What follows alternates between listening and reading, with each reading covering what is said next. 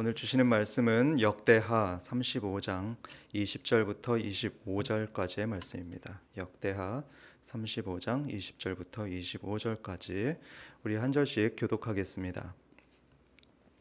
이 모든 일 후 곧 요시야가 성전을 정돈하기를 마친 후에 애굽 왕 느고가 유브라데 강가의 갈그미스를 치러 올라왔으므로 요시야가 나가서 방비하였더니 느고가 요시야에게 사신을 보내어 이르되 유다 왕이여 내가 그대와 무슨 관계가 있느냐 내가 오늘 그대를 치려는 것이 아니요 나와 더불어 싸우는 족속을 치려는 것이라 하나님이 나에게 명령하사 속히 하라 하셨은즉 하나님이 나와 함께 계시니 그대는 하나님을 거스르지 말라 그대를 멸하실까 하노라 하나 요시야가 몸을 돌이켜 떠나기를 싫어하고 오히려 변장하고 그와 싸우고자 하여 하나님의 입에서 나온 느고의 말을 듣지 아니하고 무깃도 골짜기에 이르러 싸울 때에 활 쏘는 자가 요시야 왕을 쏜지라 왕이 그의 신하들에게 이르되 내가 중상을 입었으니 나를 도와 나가게 하라.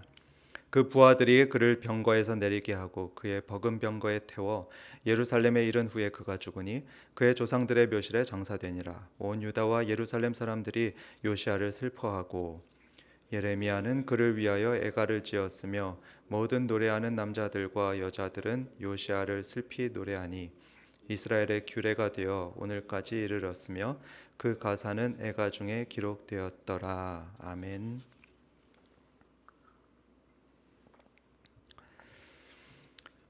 최린이라는 사람이 있습니다. 그는 민족 대표 33인 중에 한 사람인데요. 100년 전에 대한독립 만세 이렇게 외치다가 순사에게 잡혀서 갖은 고문과 옥고를 치렀던 사람입니다. 참 훌륭한 사람이죠. 그래서 많은 사람들이 우러러 보았던 아주 귀한 사람입니다. 그런데 그 훌륭했던 모습은 거기까지였습니다. 그는 이후에 변절했습니다. 출옥 후에 당시 일제 총독부의 기관지였던 매일신보의 사장이 되었습니다. 그리고 대한독립 만세 이렇게 외치는 대신에 천황을 위해서 있는 힘을 다해서 싸웁시다 이렇게 외치는 대표적인 매국노가 되었습니다. 그러나 해방이 되었을 때 그는 북으로 끌려갔고요. 이후에는 어떻게 되었는지 생사도 알 수가 없습니다. 그리고 지금은 매국노 최린이라는 욕된 이름만 후세에 남아 있습니다. 이런 최린의 인생을 보니 저는 이런 성경 구절이 생각이 납니다. 그런즉 선줄로 생각하는 자는 넘어질까 조심하라. 사람은 다 죄인이고 연약하죠. 누구나 넘어질 수 있습니다. 그래서 민족 대표였던 이 최린도 넘어졌고 지금은 잘 나가는 사람 누구라고 해도 다 타락할 수 있습니다. 목사인 저도 언제든지 넘어지고 타락할 수 있습니다. 그래서 저는 매스컴에 오르내리는 그 목사님들 얘기를 보면요. 한편으로는 부끄럽기도 하지만 나도 정말 조심해야겠다. 남의 일이 아니다. 이런 생각을 할 때가 한두 번이 아닙니다. 우리가 어제 새벽에 묵상했던 요시야 왕도 같은 경우입니다. 그는 본래 정말로 칭찬받던 아주 선한 왕이었습니다. 국력을 크게 신장시켰던 이스라엘의 5대 왕 이러면요. 이 요시야 왕이 꼽히고요. 또 신앙의 부흥을 일으켰던 4대 왕, 이스라엘의 4대 왕 하면요. 또 이 요시야 왕이 꼽힙니다. 그는 정말로 훌륭한 왕이었습니다. 그런데 이런 요시야를 생각하면 오늘 이야기는 정말로 이상합니다. 이 훌륭한 왕의 결말이 참 비참한 것입니다. 선하고 의인이었으니까 우리 생각엔 존귀하게 죽어야 될 것 같습니다. 그런데 존귀한 죽음은커녕 성경에 나오는 가장 악한 왕이 죽듯이 비참한 죽음을 맞이하는 걸 보게 됩니다. 여러분, 이스라엘에서 가장 악한 왕 그러면 누가 생각나십니까? 바로 아합 왕이죠. 그런데 이 요시야 왕의 마지막 그 최후를 보면요. 이상하게도 이 가장 악했던 왕 아합 왕의 최후하고 똑같습니다. 오늘 말씀을 보면요. 이 요시야 왕도 아합처럼 전쟁에 나가면서 평범한 군인으로 변장해서 나가는 걸 보게 됩니다. 이 아합 왕처럼 전장에서 이 요시야 왕도 전장에서 빠져나오면서 죽게 됩니다. 아합처럼 또 누군가 우연히 쏜 화살에 맞아서 심한 부상을 당해 죽어가는 모습이었죠. 이렇게 두 사람이 죽는 장면이 마치 거울처럼 똑같습니다. 이렇게 기록하셨던 하나님의 의도는 분명합니다. 요시야 왕이 악인 같은 결말에 이르렀다. 이것을 말씀하시는 겁니다. 여러분은 인생이 좋은 결말로 마치기를 원하실 겁니다. 다 그러시죠? 저도 그렇습니다. 내 시작은 미약했으나 끝은 창대하리라. 이런 말씀이 이루어져야지 요시야 왕처럼 선줄로 생각하거든 넘어져 버리는, 선줄로 생각했다 넘어져 버리는 그런 불행한 결말은 여러분 결코 원하지 않으실 겁니다. 그렇다면 우리는 어떻게 요시야 왕 같은 불행한 결말을 피할 수 있을까요? 어떻게 불행한 결말은 피하고 행복한 결말에 이를 수 있을까요?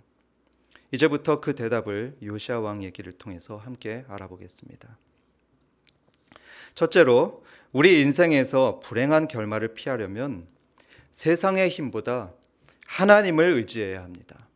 세상의 힘보다 하나님을 의지하라. 하나님께서는 이스라엘에 이런 말씀을 종종 하셨습니다. 힘 있는 나라들을 의지하지 말고 나를 의지하라. 그런 말씀이 많은데요. 이사야서에서는 도움을 구하러 애굽으로 내려가는 자들은 화가 있을진저 말씀하셨습니다. 애굽이 힘이 있으니까 우리 힘없는 이스라엘을 도와주세요 이렇게 찾아가는 자들에게 화가 있을 거다. 공동 번역으로는 비참하게 될 거다 말씀하는 겁니다. 절대로 힘 있는 나라에 붙어서 뭐 좀 거기서 얻어보겠다고 기웃거리지 마라. 이런 경고의 말씀입니다. 대신 누구를 의지하라고 할까요? 오직 하나님만 의지하라고 말씀합니다. 예레미야 17장 7절에서는 말씀하기를 무릇 여호와를 의지하며 여호와를 의지하는 그 사람은 복을 받을 것이라 했고요. 잠언 29장 25절에서는 여호와를 의지하는 자는 안전하리라 했습니다. 어떤 힘 있는 나라보다도 더 강하고 더 믿음직한 하나님만 의지해라. 이것이 하나님의 한결같은 말씀이었습니다. 그런데 요시야는 어떻게 했냐면은 하나님보다 바벨론을 더 의지했습니다. 그걸 어떻게 하냐 하면요. 당시 이스라엘 옆에는 큰 제국 둘이 서로 으르렁대고 있었습니다. 마치 우리나라를 사이에 둔 그 미국과 중국처럼요. 당시 이스라엘 옆에는 애굽과 바벨론 이 두 제국이 서로 으르렁대고 있었는데요. 특히 이 요시야 왕 때 두 나라는 정말 생사를 건 한판을 앞두고 있었습니다.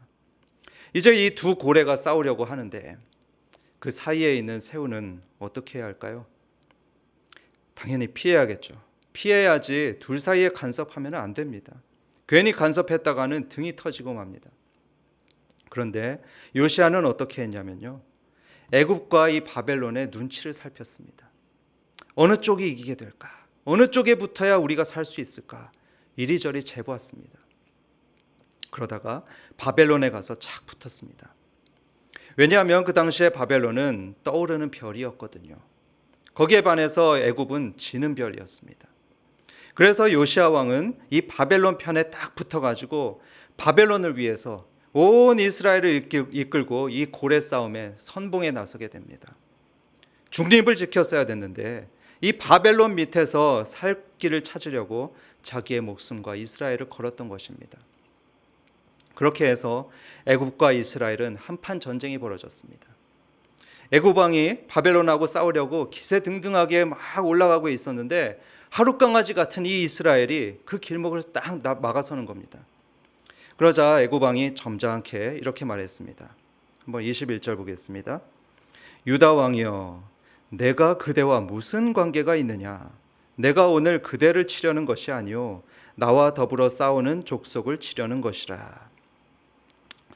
여기서 이 애굽 왕은 난 너하고 싸울 의사가 하나도 없어 말하는 겁니다. 싸울 의사가 없었습니다. 그런데 요시야는 거기에 맞서 싸웠습니다.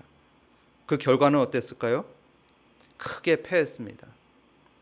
믿고 있었던 바벨론은 도와주러 오지도 않았고요. 그래서 요시야 왕은 아합과 같은 비참한 최후를 맞이하게 되었습니다. 성도 여러분, 세상이 말하는 큰 나라, 큰 힘, 그런 거 기대하고 그거 의지하면 안 됩니다. 하나님만 믿고 하나님만 기대고 의지해야지 세상 사람들이 과시하는 힘, 그런 거 기대하고 그 힘 의지하면요, 분명히 크게 실망하는 때가 옵니다. 제 얘기를 하나 말씀드리도록 하겠습니다. 2007년에 저는 인도 신학교를 섬기려는 그런 목적을 가지고 상위 과정의 학교에 진학하려고 했었습니다. 그런데 그때 문제는 돈이었습니다. 당시에 저를 후원해 줄 교회도 없었고요. 또 저축한 돈도 없었습니다. 그래서 저는 그냥 여기까지인가 보다 하고 포기하려고 했습니다. 그런데 그렇게 포기하고 귀국 준비를 하던 때에 기업을 운영하고 계시던 한 지인께서 저에게 아주 놀라운 제안을 해주셨습니다. 제가 공부하는데 돈이 문제라면, 정말 돈이 하나가 문제라면 내가 등록금 정도는 다 대줄게, 이렇게 말씀하시는 겁니다. 저는 너무 놀라고 또 너무 감사했었습니다. 당연히 그러겠습니다, 이렇게 말씀드리고선 곧바로 학교에 갈 준비를 했습니다. 그때 저는 정말로 너무 기뻤습니다. 야, 나한테도 이렇게 돈 걱정하지 않고 공부할 수 있는 때가 오는구나, 이러면서 아내하고 그때 기뻐서 정말 난리도 아니었습니다. 그런데 그렇게 기쁘게 이사할 준비를 하고 있는데 뜻밖의 전화를 받았습니다. 그 지인께서 갑자기 사업이 잘못돼 가지고요, 후원을 못하게 되어서 미안하다, 이러시는 겁니다. 저는 너무 실망했습니다. 그리고 하나님께 원망했습니다. 하나님, 이게 뭡니까? 제가 인도를 조금 더 잘 섬겨보겠다고 그래서 공부하려고 하는데 하나님의 뜻은 뭡니까? 제가 포기하는 겁니까? 그렇다면 알겠습니다. 저는 그럼 다시 귀국 준비를 하겠습니다. 그런데 그때 하나님께서는 제 마음에서 너무나 분명하게 이렇게 말씀하셨습니다. 얘야, 너는 나를 믿니? 돈을 믿니? 돈이 있으면 가고 돈이 없으면 안 가는 거니? 그렇다면 너에게는 돈이 하나님이구나. 너 그러면 선교도 그렇게 할 거니? 돈이 있으면 선교하러 가고 돈이 없으면 선교하러 안 갈 거니? 저는 이런 하나님의 음성에 그만 고꾸라졌습니다. 눈물을 펑펑 쏟으면서 회개했습니다. 네, 하나님, 제가 잘못했습니다. 제가 하나님이 아닌 돈을 믿었고요, 또 돈 준다는 사람을 의지했었습니다. 하나님, 앞으로는 하나님만 믿고 하나님 뜻을 따라서 가겠습니다. 그래서 저는 그때 정말로 100만 원도 없었던 때였는데요, 하나님만 믿고 공부하러 떠났습니다. 성도 여러분, 하나님보다 세상을 더 의지하면 안 됩니다. 높은 지위나 돈이 있는 사람들을 마음에서 의지하면 안 됩니다. 요새는 유명하게 되는 게 힘이고 능력이더라고요. 하지만 우리 하나님을 믿는 성도들은요, 그 유명하다는 사람들에게 붙어서 거기서 뭔가 좀 얻어보겠다고 이렇게 매달리면 안 됩니다. 비유하자면 그들은 부실한 난간일 뿐입니다. 부실한 난간이요. 왜 오래된 저수지에 보면은 그 부실한 난간들 보이지 않습니까? 그런 난간들 말입니다. 얼마 전에 부산에서 어떤 사람이 그런 부실한 난간에 기대고 있었다가 그만 부서져 가지고 9m 아래로 추락한 사건이 있었습니다. 여러분, 세상에 유명하다는 사람들이요, 하나님이 보실 때는 다 그런 부실한 난간들입니다.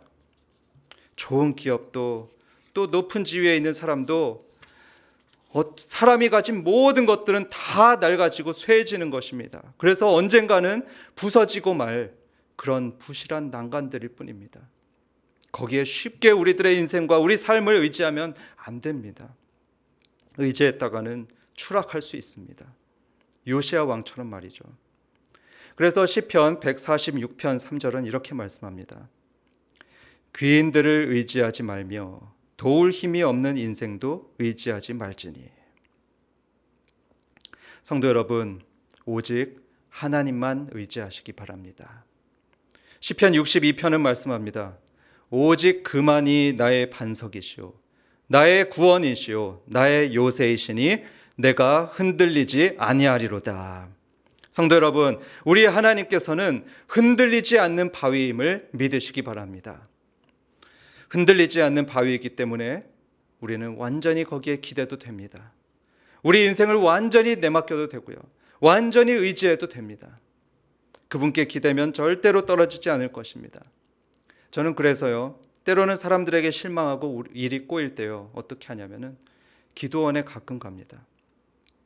어떤 유력한 사람들에게 찾아가는 대신 기도원에 가서 하나님을 간절히 찾습니다. 그러면요, 기적같이 해결되는 것을 여러 번 경험했습니다. 성도 여러분, 세상의 힘이나 힘 있는 사람 그런 거 의지하지 마시고 오직 하나님께만 소망을 두고 의지하시는 그런 샘물 성도들 되시길 주님의 이름으로 축원합니다. 우리는 어떻게 불행한 결말을 피할 수 있을까? 성경이 두 번째로 말씀하는 것은 겸손하게 하나님의 뜻을 듣는 것입니다. 겸손하게 하나님의 뜻을 들으라. 우리는 오늘 말씀에서 한 가지 또 이상한 점을 발견하게 되는데요. 그게 뭐냐면 거룩한 하나님의 뜻, 또 하나님의 말씀이 애굽왕의 입을 통해서 말씀된다는 것입니다. 아까 말씀드렸죠. 애굽왕이 바벨론을 치러 올라가는데 이 하룻강아지 같은 요시야 왕이 딱 길을 막아섭니다. 그러자 애굽왕이 말했죠. 나는 너랑 싸우려는 게 아니고 바벨론하고 싸우려는 거거든. 그러니까 너 좀 비켜줄래? 합니다. 그런데 중요한 건 그 다음에 한 말입니다. 21절 후반부를 같이 보겠습니다. 함께 읽어볼까요? 하나님이 나에게 명령하사 속히 하라 하셨은즉 하나님이 나와 함께 계시니 그대는 하나님을 거스르지 말라. 그대를 멸하실까 하노라 하나. 여러분, 이게 언뜻 볼 때 신앙인의 말 같죠? 그런데 이 말을 한 것은 애굽왕입니다. 아시다시피 애굽왕은 우상 숭배자입니다. 하나님을 믿던 애굽왕이 아닙니다. 그런데 자기가 뭐라고 하나님은 내가 바벨론하고 싸우는 걸 원하신다. 이 하나님의 뜻을 거스르면 하나님이 너를 멸하실 거다. 이렇게 말을 하는 겁니까? 그것도 요시야 왕한테 말이죠. 요시야 왕이 누굽니까? 주님을 위해서 예배를 회복했던 사람, 성전을 보수했던 아주 신실했던 요시야 왕입니다. 이런 요시야한테 우상 숭배자가 하나님의 뜻을 들으라 이렇게 말씀하는 겁니다. 요시야는 어떻게 반응했을까요? 아니, 여러분 같으면 이때 어떻게 했겠습니까? 여러분 같으면 이 애굽왕의 말을 주님의 뜻으로 믿고 그 말을 따랐겠습니까? 아마 쉽지 않았을 겁니다. 요시야 왕도 그랬습니다. 22절을 한번 보겠습니다. 요시야가 몸을 돌이켜 떠나기를 싫어하고 오히려 변장하고 그와 싸우고자 하여 합니다. 요시야 왕은 이 불신자의 말을 하나님의 뜻으로 받지 않았습니다.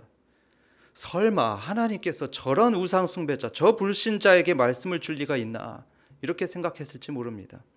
그래서 그는 애굽에 맞서서 싸우게 됩니다. 그런데 성경은 22절 후반부에 이렇게 말씀하시죠. 보겠습니다. 22절 후반부에 보면요. 하나님의 뜻에서 나온 느고의 말을 듣지 아니하고 무깃도 골짜기에 이르러 싸울 때. 여러분, 어디서 나온 느고의 말이라고 하죠? 하나님의 뜻에서 나온 느고의 말이라 합니다. 하나님께서는 분명히 자기의 뜻을 이 적군이었던 애굽 왕에게 주셨습니다. 애굽 왕 느고 왕에게 말이죠. 그런데 요시야는 그걸 모르고 아니면 들을 줄도 모르고 믿지 않고 하나님의 뜻에 불순종했습니다. 그래서 그 결과 비참하게 죽게 됩니다. 여러분, 이렇게 하나님의 뜻이 우리들의 대적자들을 통해서 전달되는 경우들이 간혹 있습니다. 물론 보통은 선지자나 제사장 같은 하나님의 신실한 사람들이 하나님의 뜻을 선포합니다. 그런데 이번에는 정말로 특이하게 이스라엘 선지자들 중에는 아무도 이 요시야 왕한테 하나님의 뜻을 말해주는 사람이 없었습니다. 아무도 없었습니다. 바벨론을 의지하지 마십시오. 바벨론하고 애굽하고 싸우는 전쟁에 간섭하지 마십시오. 이렇게 말해주는 선지자가 있었으면 좋았을 텐데 한 명도 없었습니다. 유일하게 이런 하나님의 뜻을 말해준 사람이 누굽니까? 적군이자 우상 숭배자였던 애굽 왕 뿐이었습니다. 아주 특이한 경우입니다. 왜 이런 일이 일어났을까요? 당대 이스라엘에 선지자가 없었을까요? 아니죠. 25절을 보면 당시에 정말로 유명했던 선지자 예레미야가 있었다는 것을 볼 수 있습니다. 예레미야가 있었는데 왜 왜 하나님의 뜻이 이 대선지자의 입에서 나오지 않고 이스라엘의 원수였던 느고의 입에서 나왔을까? 참 이상한 일입니다. 여기에 대해서 성경은 잘 언급하지 않고 있고요. 주석서에서도 이건 조금 이상하다 이렇게 말을 하고 있습니다. 그렇기 때문에 100% 분명한 이유는 저는 잘 모르겠습니다. 그렇지만 한 가지 짐작이 가는 건 있습니다. 제가 볼 때 이건 거의 확실한데요. 그 이유는 요시야 왕이 예레미야 선지자의 말을 잘 듣지 않았기 때문입니다. 예레미야 25장 3절을 보면 예레미야가 이렇게 말합니다. 유다의 왕 아몬의 아들 요시야 왕 13째부터 오늘까지 23년 동안 여호와의 말씀이 내게 임하기로 내가 너희에게 꾸준히 일렀으나 너희가 순종하지 아니하였느니라. 23년 동안 꾸준히 일렀으나 너희가 순종하지 않았다. 여러분, 이렇게 계속 23년 동안이나 하나님의 뜻을 말해주는데 그걸 계속 무시하고 듣지 않으면 누가 또 말하고 싶겠습니까? 아무리 대선지자였던 예레미야라도 말할 수 없었을 겁니다. 게다가 최고 권력을 가진 왕에게, 그것도 애굽하고 싸우려고 이미 마음을 굳게 먹고 있는 이 왕한테 그러면 안 됩니다 이렇게 말할 수 있는다는 거 정말 쉽지 않은 일입니다. 예레미야나 선지자들 대신 하나님께서는 애굽 왕을 택하셨습니다. 적군이고 하나님도 믿지 않았던 애굽 왕이지만 하나님은 그를 택하셔서 당신의 뜻을 말씀하셨습니다. 여러분, 때로 하나님께서는 이렇게 우리하고 대척해 있는 그런 사람을 통해서 당신의 뜻을 말씀하시는 경우가 좀 가끔 있습니다. 서울대 김영민 교수는 이런 말을 했습니다. 나를 비판하는 사람의 말에 진리가 있을 수 있다. 나를 비판하는 사람의 말에 진리가 있을 수 있다. 맞는 말 같습니다. 나를 비판하는 사람이 너무 쓰리고 독한 말을 할 때가 있습니다. 그런데 그 속에 뭐가 있을 수 있다고요? 진리가 있을 수 있다. 다시 말하면 그 쓰리고 독기 어린 비판 속에 하나님의 뜻이 있을 수 있다는 겁니다. 성도 여러분, 여러분의 대적은 누구입니까? 여러분을 자주 비판하고 그래서 마음을 아프게 하는 사람은 누구입니까? 그 사람을 한번 생각해 보십시오. 혹시 집안의 원수를 생각하시지 않나 모르겠습니다. 믿지 않는 남편, 대표적이죠. 꼭 그렇게 마음을 쑤셔대는 그런 말을 하는 그런 사랑하는 남편들이 있습니다. 그런 남편도 있고 어쩌면 직장의 누군가가 여러분을 신랄하게 지적할 수도 있을 겁니다. 그런데 여러분, 그 사람의 비판 속에 뭐가 있을 수 있다고요? 진리가 있을 수 있습니다. 그리고 쓰게 느껴지는 그 비판 속에 하나님의 뜻이 들어있을 수 있습니다. 그러면 우리는 어떻게 해야 할까요? 겸손하게 들어야 합니다. 비록 적군이 나에게 말할지라도 한번 주의 깊게 듣는 것입니다. 혹시 저 말이 맞는 건 아닌가? 한 번 더 생각을 해보고요. 혹시 나에게 주시는 하나님의 말씀 아닌가?